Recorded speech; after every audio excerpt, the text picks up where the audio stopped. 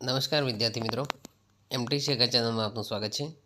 ધોરણ 7 NMMS અને જ્ઞાનશાસ્ત્રના શિષ્યવૃત્તિની પરીક્ષાની તૈયારી કરતા વિદ્યાર્થીઓ માટે તેમજ સ્પર્ધાત્મક પરીક્ષાની તૈયારી કરતા વિદ્યાર્થીઓ માટે ધોરણ 7 વિજ્ઞાન પાઠ નંબર 9 ગતિ અને સમય તેના MCQ પ્રશ્ન આપણે જોઈશું. પ્રશ્ન નંબર 1. નીચે આપેલા સંબંધો પૈકી કયો સંબંધ સાચો છે? તો જવાબ આવશે બી, ઝડપ બરાબર અંતર ભાગ્યા સમય. મિત્રો, અહીંયા જવાબ કાટાક્ષરે બોલ્ડ કરેલ છે. નંબર 2.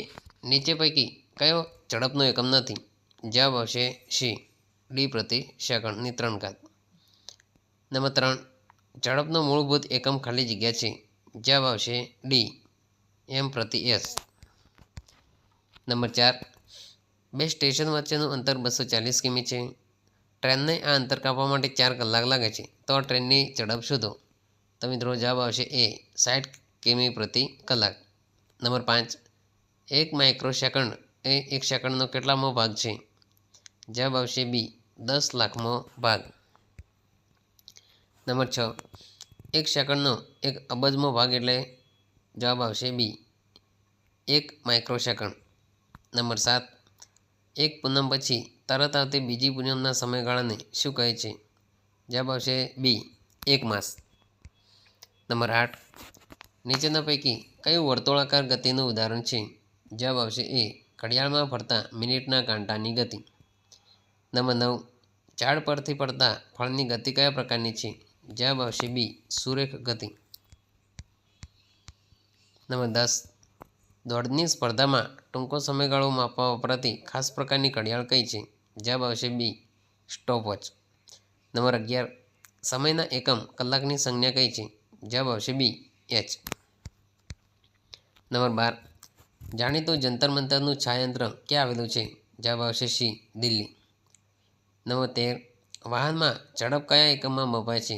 જવાબ આવશે સી, કિલોમીટર પ્રતિ અવર. નંબર 14. વાહનની ઝડપ માપતા મીટરને શું કહેવામાં આવે છે? જવાબ આવશે બી, સ્પીડોમીટર. નંબર 15. એક સ્કૂટર સવારના 40 મિનિટ સુધી 60 કિલોમીટર પ્રતિ અવરની ઝડપે ગતિ કરે છે. તો તેણે કેટલું અંતર કાપ્યું છે? જવાબ આવશે સી, 40 કિમી. નંબર 16. અચળ ઝડપે ગતિ કરતા પદાર્થોનો અંતર સમયનો આલેખ કેવો હોય છે? જવાબ આવશે એ, વક્ર રેખાવાળો.